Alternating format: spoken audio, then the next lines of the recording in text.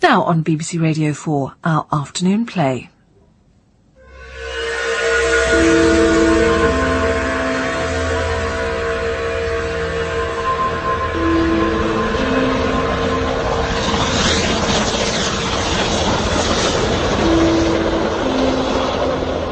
The Accident by Jonathan Davidson, with Francis Barber, David Bradley, Richard Bremmer, Kerry Shale and Eleanor Tremaln.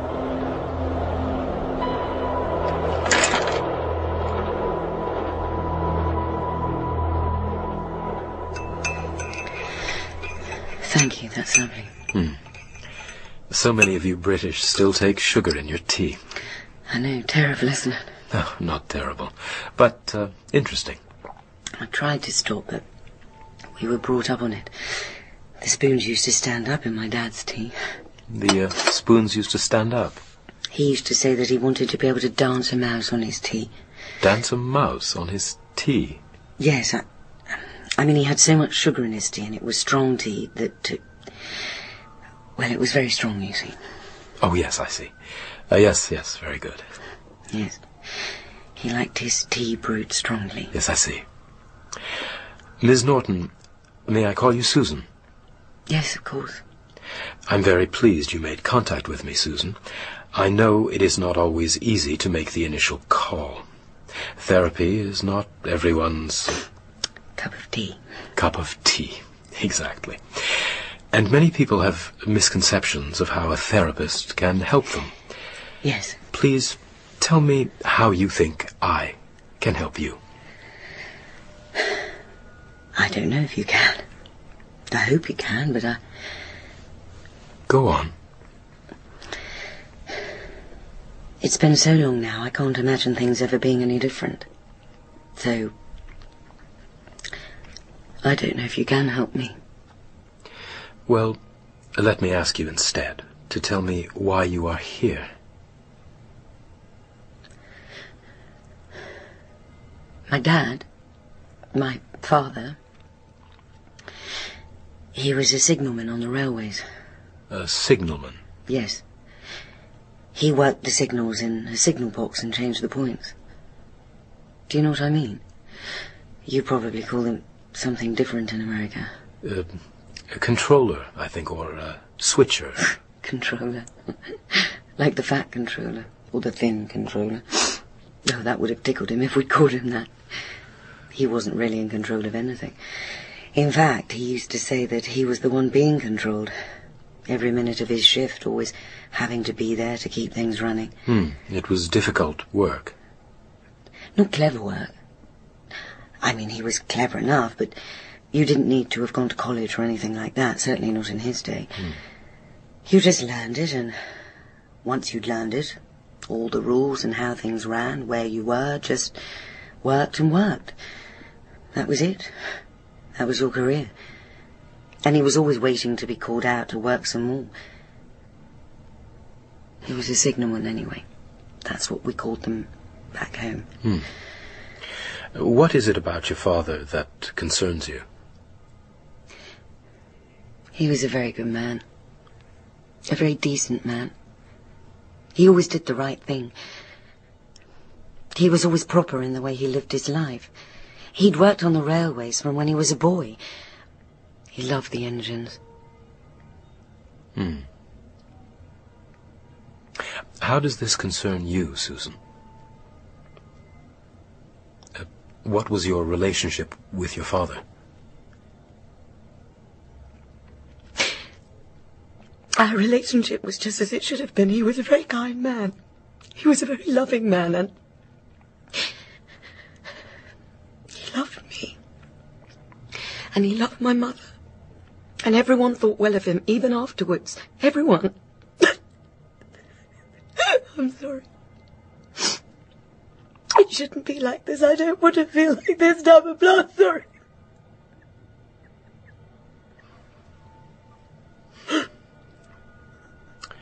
Susan, when you're ready, please carry on.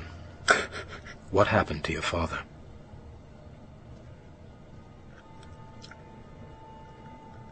I killed him. I see. It was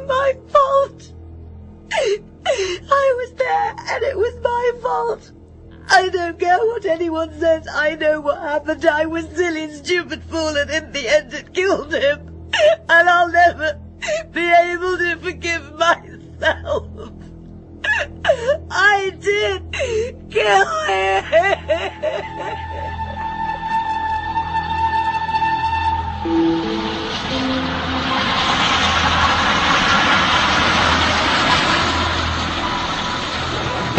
I tell you what, Susan, the up parcels is flying tonight. Did you see the lick he had on him then? What's his hurry? Anyway, better let Jim know. We should keep that window shut, Dad. It's freezing here with it open. Hey, madam, I won't be ordered about by you, thank you very much. Well, it is cold. This stove's giving out no heat at all. Are you sure it's not gone out? You'll be going out if you don't stop your moaning. This isn't a hotel, you know. It's a signal box. So I'll thank you to keep your comments to yourself or get off home. Let me get the board put back now. He's gone past. Now make yourself useful and write up the bells. Upline 525 parcels. Train entering section sent 812. Received 812. Train out of section received 818.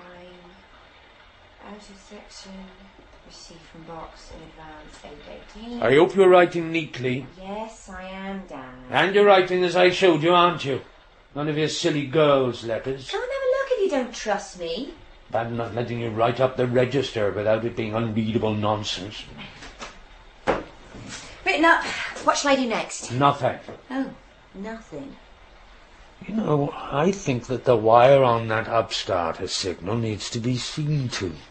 Seems to be getting harder to pull these last few days. It's not, you know, Dad. I pulled it the other night after the fish train had come through and it was easy enough. Perhaps you're just getting too old for it. Too old for it. Rubbish.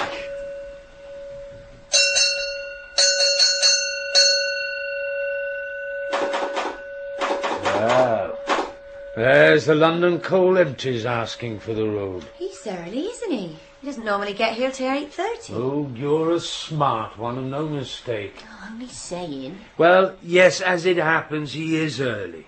You're right. Jim was on the phone about it before you got here with my dinner. They let the coal out on the main line, couple of boxes up, and he's had the down semi-fast behind him ever since. Was the semi-fast running late then? Yes, as per usual. Too tightly timed, that train, especially if things are busy. Anyway, they'll have told matey boy on the coal that he was ahead of the semi-fast when he came off the junction line.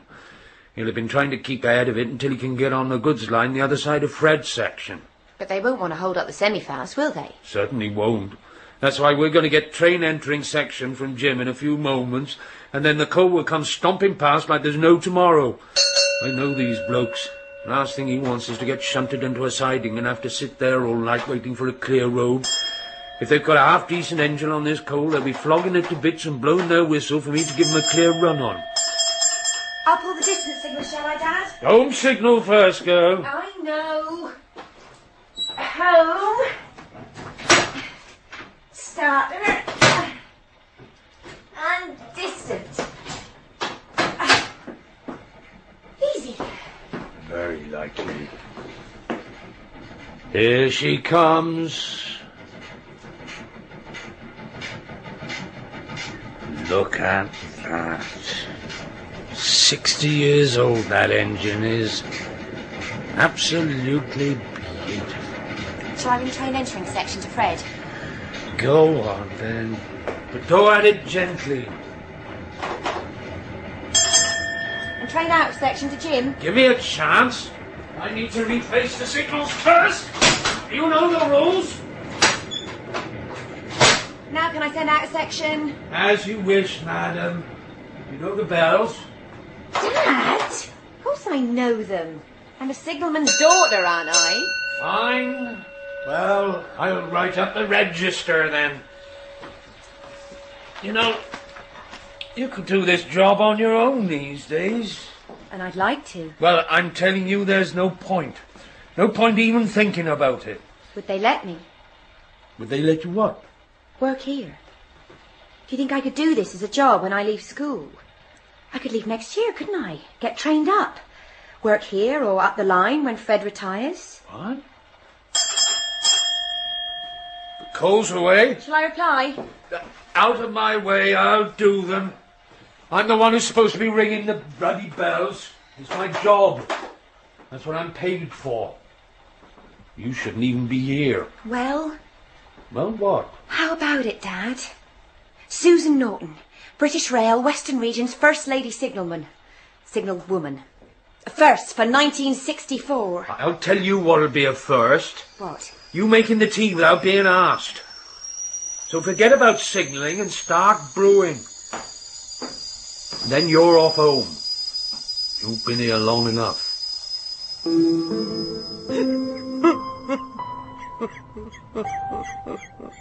It's okay. Take your time. It's not okay.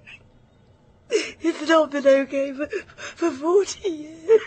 It's okay to express your feelings, Susan. You must understand this. I'm here to listen to you. I'm here to try to understand.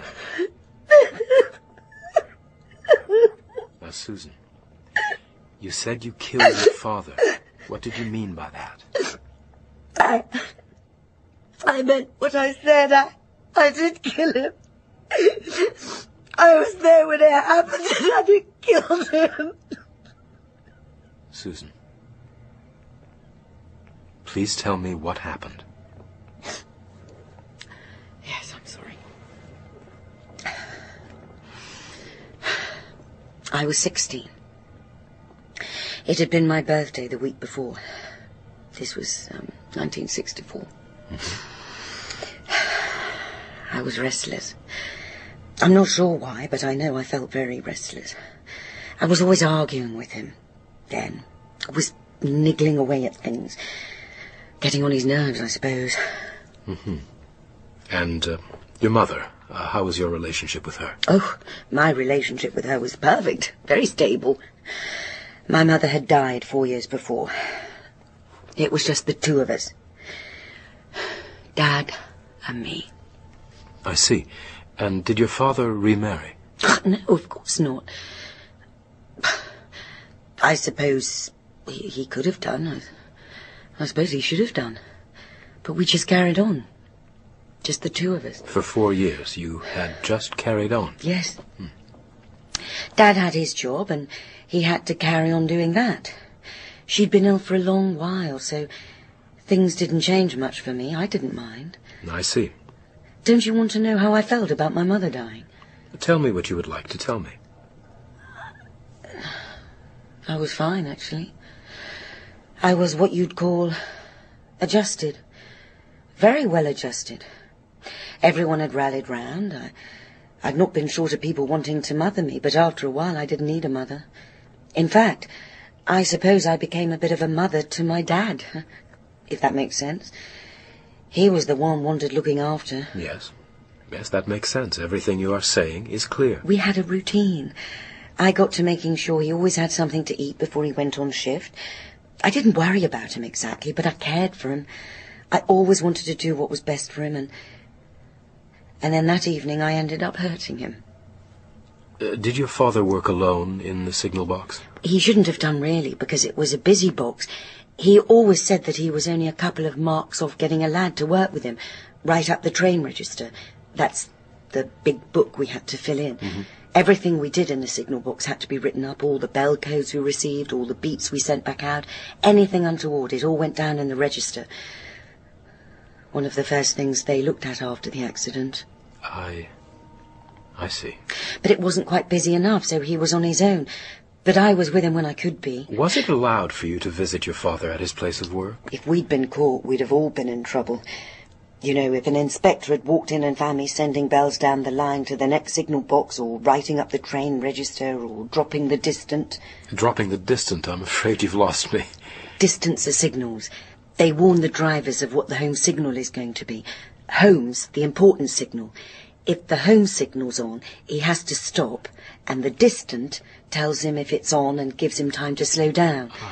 But they were always a long way from the home signal, so it took a fair pull of the signal lever to clear a distant. How often did you help your father? It isn't what one would expect a teenage girl to be doing. Well, that February, I remember I was to and fro from our house to the signal box every day. He was working nights, and they were long shifts. Anyway, I must have brought my dad something to eat, and there was just the two of us, tucked up in our little signal box with everything cold and still and icy outside, and our lights burning and the bells ringing, and watching the trains going up and down like nothing was ever going to change. Susan? Susan, this is decent tea. I'll give that to you. At least you're not one of those types who just shows the tea to the pot. You let it draw properly. Dad, I am serious. Well, you need to be serious about tea. Tea can't be taken lightly. First thing I learned when I started to work was to make a decent cup of tea. No, I'm serious about a job on the railways when I leave school. Susan, you're a good girl. A very good girl. Your handwriting is lovely and you can cook well. And you make a lovely cup of tea. Dad, I know all that. Well, I'm glad you do. What I'm saying is that with all that, you ought to work in an office until you're ready to marry. Or you could work in a bank. A bank's always good. Oh, Dad, I don't want to be shut up in some office. Be a teacher. You could be a teacher. Fred's girl's going for teaching. Nice little village school. Talk the devil, there's Fred now. The upco. Late, isn't he? But he had time to come through before the sleeper. Yes, he is late. And I knew that. Now quiet yourself for a minute. I need to think here. Only saying. Well, only don't say. I know what you were doing. Showing off is what you were doing. Well, there's a lot more to this job than knowing the bells. Any fool can learn bell codes. Oh, I'm a fool now, am I? Thank you very much, Dad. I don't think you're a fool, do I? All I'm saying is that there's more to it. I've got a bit of a problem now, haven't I? Eh? Do I let the coal through and risk the upsleeper being pulled up short? Or do you pull the coal into the refuge siding and then have him stuck there for half the night waiting for a path out? This coal will be from Newport or Cardiff or somewhere. And I know what those lot are like. The driver will be tramping up here, shouting about how he's always held up and making out I don't know my job. I've had it all before. Well, I think it's all very simple, actually, Dad. Oh, simple, is it? So I'm the idiot now, am I? With my own daughter who knows bugger all about how to run a railway, giving me lectures on signalling? Well, perhaps you'd like to tell me what Fred's just belled me with? Train entering section for the upco? Wrong. Thank God you're not here on your own. First lady signalman on the Western region. We'd have trains all over the place. What was it then? Couldn't hear properly because you would give me one of your talkings too. Lucky my ears are sharp. He's cancelled the up coal, and if I'm not very much mistaken, he'll be offering me something else in a second. Probably the up sleeper. Light engine. They're supposed to let me know about these things. Right, well, if that's what they want, I can send it through. Let some other bloke worry about it. I don't want it here when I have the coal and the sleeper to sort out in a few minutes. OK, Fred, I'll have that. And now on to Jim. Hoping he can take it, that is. You're going to let it through? You're not going to put it in the refuge siding? You've got the sleeper and the coal behind it now. But why do you delay them both if the light engine hasn't cleared quickly enough? I know all that. It's all up here, every bloody train movement for the next 10 hours in my head. I know what's going to happen next and you don't, so it's about time you said a little less and thought a little more. Leave it. My phone. Yes, Dad. Yes? Hello? Susan, I cannot pretend to understand exactly what you're telling me. It's complicated. It looked easy then, but I can see now that it is complicated. I don't expect you to understand. Well, I am trying to understand. Now, you have a train traveling towards you, a slow train carrying coal, and you have a locomotive. How did you describe it? A light engine. A locomotive on its own. Yes, that was coming along too, in front of them all. And behind it, and behind the coal train, is the train of sleeping cars. Yes. We had one sleeper a night. It was a very special train. I used to love to see it pass with all its lights dimmed, swaying into the darkness, taking all those sleeping people to important places. And something happened to this train. Am I right, Susan? Something did happen to the train. You wouldn't have heard of it over here, and anyway, you're far too young. It made all the papers in England. It was terrible what happened. And what did happen, Susan, if I can ask? Was this the train that killed your father? No, he wasn't killed. Not then. He wasn't even hurt, not physically. Plenty were killed, but he wasn't one of them. But it started then. The whole thing started then. The investigation and the accusations. And it was all my fault. I was to blame.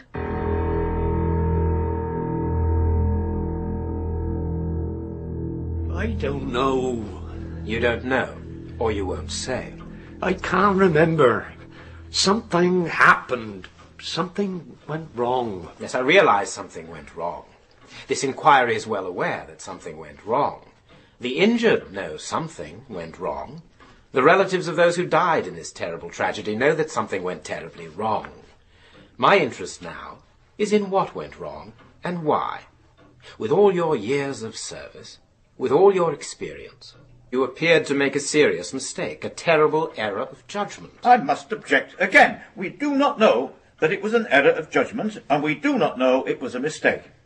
The condition of the equipment in that signal box is still in question, and it was a terrible night. I'm sorry, but it is my understanding that we have discounted mechanical failure, and it was certainly a night of unpleasant weather, but that had no bearing on the fact that the up sleeper was signalled onto a section of track clearly occupied by a locomotive travelling light engine, also on the up line. Why was that? But we didn't know the light engine was still there. It had been forgotten. We didn't know. You were not alone that night in your signal box. Was there someone with you that night in your signal box? Right. This is getting tricky. So that's the light engine held at our starter signal, waiting for the coal to come up the refuge so they can change crews. Then we let it go forward, followed by the up sleeper. What's happened to the up coal? The up coal's in the refuge siding. I said that, didn't I? We put it in the refuge and bring it up to our starter so it's level with the light engine. The crew swap over and we let the light engine go. Simple. So I cancel those last bells to Jim. You'll have time to get the coal back out, won't you, Dad? I might not. All depends. I don't want to hold the sleeper up if I can help it. That's the coal entering the refuge. You're always saying how you don't like to hold any trains back if you can give them the road. Look, I can't go into this now. That's an express on the down line. You should be getting off home, and I've got a railway to run. This isn't plain trains, you know. It's a serious business. I'm never going to learn if you won't let me stay, will I? Yes? Oh, right.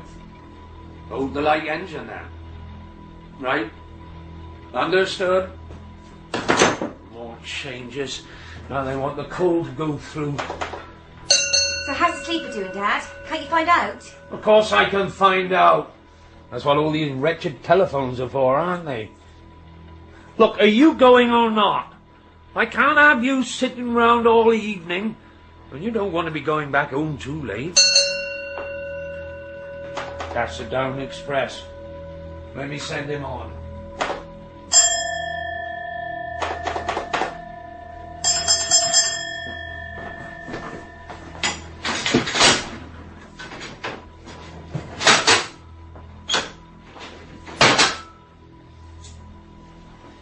train out of section for the coal to Fred. I just want to see the sleeper go through. You're always saying how good it looks at full tilt this time of night.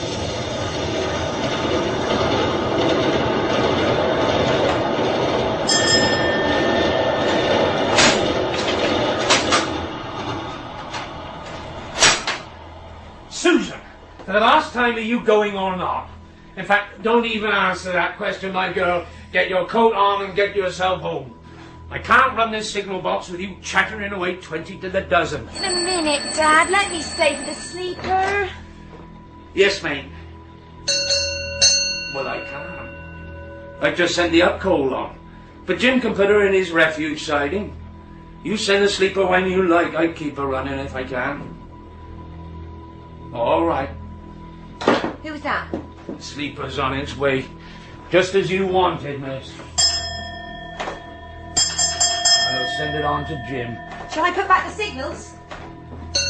Yes. Let's keep her running. Jim's giving me the road. Look, I thought you were getting off home. Now go. She's on her way. Let's get the window open. Have a good look at her.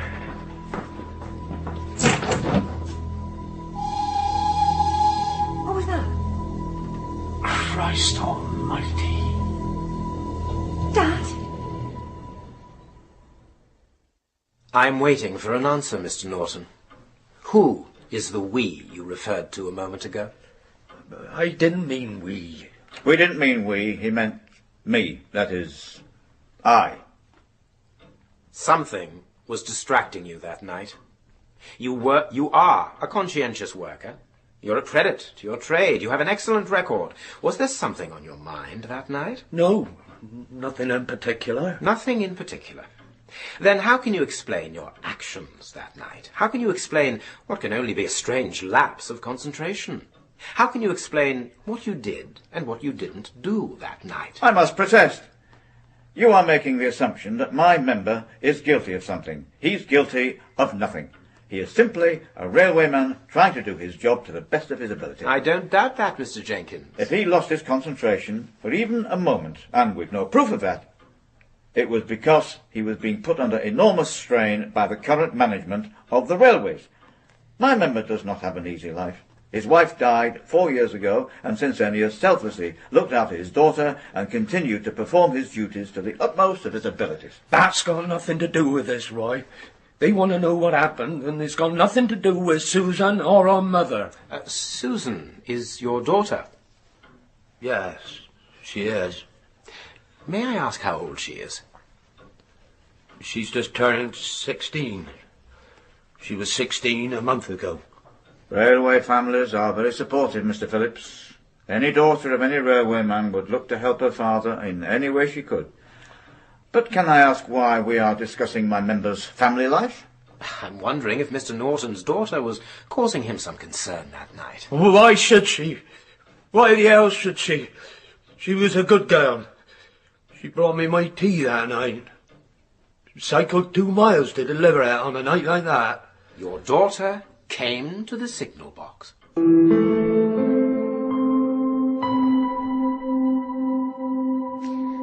Everything went wrong. What went wrong? Everything. The bells were ringing on, and the phone ringing. We couldn't cope. Suddenly we couldn't cope, but we couldn't stop. Trains were coming at us up and down, and there was suddenly no rest, and we were exhausted. Did he fall asleep? Was that what happened? No, he was awake all right, and so was I.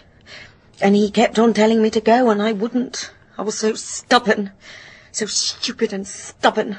Arguing away we were about what I should do when I left school, and then about the trains and what to do with them. And this was while he was working? Yes, and that was what was so stupid of me. I just couldn't wait.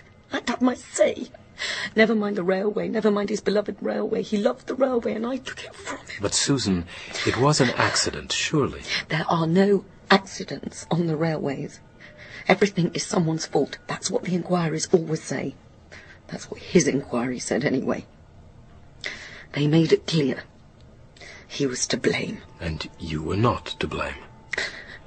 I wasn't even there.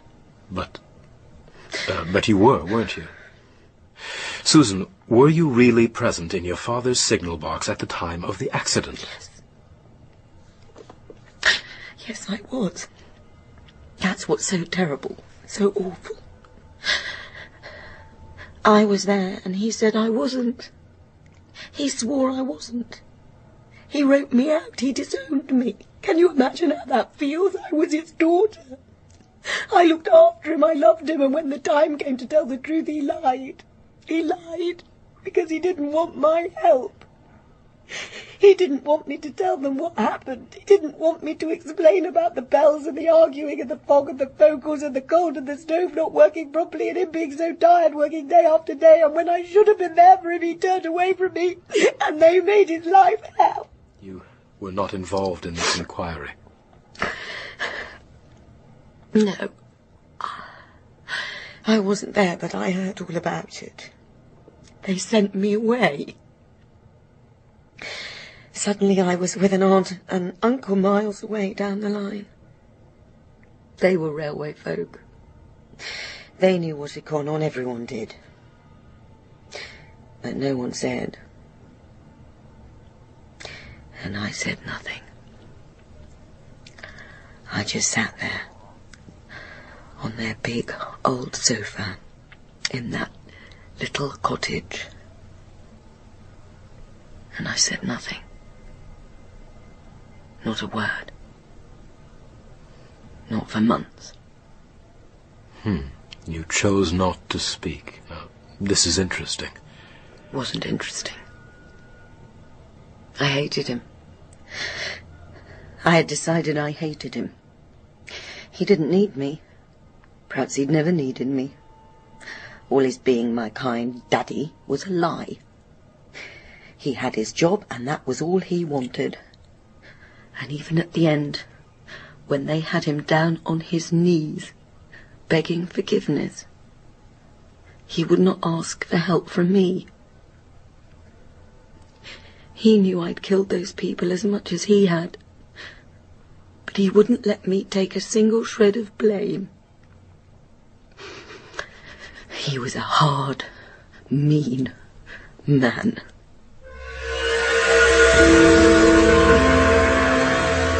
Dad? It's that bloody light engine. We've just cleared the starter signal for him. What about the sleeper? We'll be on him in a minute. Quick, raise the signals on it. Dad! Bloody hell! You'll be on us in a minute. Dad, make him stop, Dad! Dad! Oh, no. No. Your daughter was in the signal box the night of the accident. Am I correct? No. I've told you. No. My member has already made it clear to you that he was alone. Well, someone was there. Someone who distracted you. We've heard the evidence. The driver of the coal train heard a voice in the background when he phoned your signal box. He misheard. He wasn't listening clearly, otherwise he would have known I had no intention of letting him out of the refuge this side of Christmas. And you were distracted. And the driver of a train passing on the down line a few minutes later saw a figure in your signal box, a figure of a girl. There was no girl there, that's what Mr. Norton is saying. His daughter was at home, probably asleep. Mr. Norton, we are offering you the chance to explain yourself, to explain what really happened that night, perhaps to exonerate yourself, or at the very least throw some light on those last fateful hours before the accident. Now, I have a suspicion that you were not alone that night, that against the rules you had your daughter with you, in your signal box. Possibly she was there simply to fetch you a late supper. Possibly you asked her to help you for a moment when the work became heavy. And something went wrong. And then there was the accident. But you have claimed she was not there, was never there. I will not bring a child to this inquiry, when unfortunately I have no admissible evidence to suggest that she was there. I suspect if I did, she would say she was elsewhere. And none of us want to find someone so young guilty of anything. Not me, nor the board, nor the union. Isn't that right, Mr. Jenkins? We want to have a man in front of us, answering our questions. So I have no option. I have no choice but to recommend you stand trial for manslaughter. So he was committed to trial? Yes. He had rejected me and I had rejected him. And I was to blame. When he pulled that lever to put the home signal back to danger, I knew he'd done it too late. I knew that the sleeper would never be able to stop in time. And I just stood there, watching him do it, knowing it was my bickering that had made him forget, that had made him do it. I remember the silence, when we'd both realised what had happened, hearing the sleeper hurtle past and knowing it was going to smash into the other engine. We heard it go, and it grew quieter and quieter. And I remember hearing the wind going through the telegraph wires and the wooden walls of the signal box creaking ever so slightly. And it was almost silent. It was like a vacuum waiting to be filled by something. And then we heard the crash. First of all, it was the whistle of the express engine, howling like mad. And then it was just a crunching sound in the distance, like the sound of a sheet of paper being screwed into a ball and thrown into a fire. And after the sound of the crash in the distance? After that, nothing was ever the same again.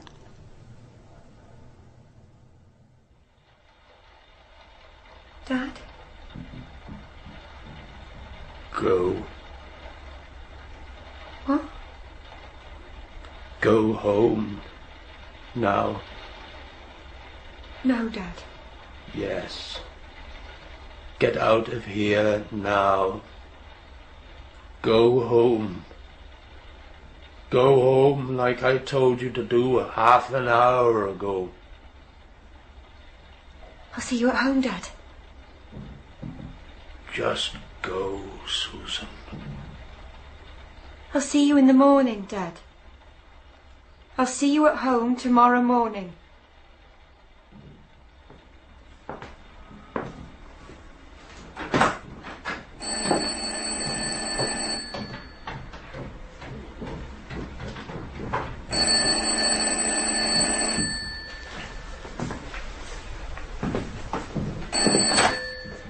Yes, I know. I'll send line block to Fred. Speak to control. Tell them what I've done. Tell them I'm very sorry.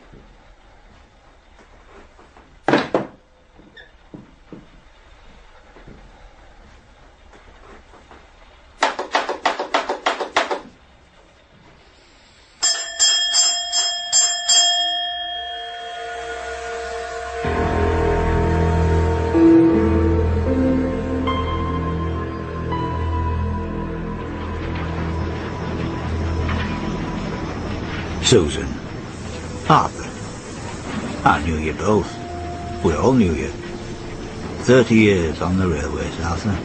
Up and down the line, this signal box, then that signal box. Getting married, settling down, Arthur with his daughter. Sweet little thing, Susan. I gave her first trip on the footplates, you remember? I was always one for breaking the rules myself. And now the rules have broken me. Like a sheet of paper being screwed up and thrown into the fire, you say. Well, I'm about 40 seconds from that fire and it feels very hot here. On the engine, with my train of sleeping folk behind me, swaying through the darkness like babies in cradles. In a moment I'll see the tail lamp on the light engine ahead, and I'll say to my fireman, Bill, I'll say, bloody hell, they've got us this time, Bill, the line's blocked. But for the moment, I can only think of you two up in your signal box, arguing away as you always did. Such a couple you were. We all said so. She was a proper little wife to you when Sally died. I thought of you two when I came past, day or night. And I think of you now, and how the railway got you in the end. One tight moment too many. One blink of concentration, and you set us off like men running into gunfire. And you'll never forgive yourselves, will you? In fact, you'll never speak again, not to each other. What brought so many people together, I mean, the railways taking people to each other year after year, tore you two apart. You won't be the first, and you won't be the last. Arthur, you were a man who always wanted to do right, and then one day you did wrong. And Susan, you were a girl who loved her dad and loved the trains and the tracks and the signals and the bells and the levers. You couldn't leave them alone. Where's the harm in that? But they always want someone to blame. They always want someone to carry the can. Salisbury in 1906, Quintin's Hill in 1915, Abermule in 21, Castle Kerry in 37, and now Harrow in 52, and Lewisham in 57, and Winsford the other year. That's what really puts my back up. This is British Railways now. We're all in this together now, so don't be frightened. It's coming towards us now. Clapham Junction in 81. I can see the lights approaching. Southall in 97. We're almost there. Ladbroke Grove in 1999. Hold on tight, Bill. Here comes Hatfield and Potter's Bar. And when we're through them, there's Didcot Parkway and Coventry and Lime Street. They're still to come. They're on their way. Even on the best run railway. Even on our railway. Things go wrong. You're sorry. I'm sorry. We're all sorry. It was the accident's fault, not yours.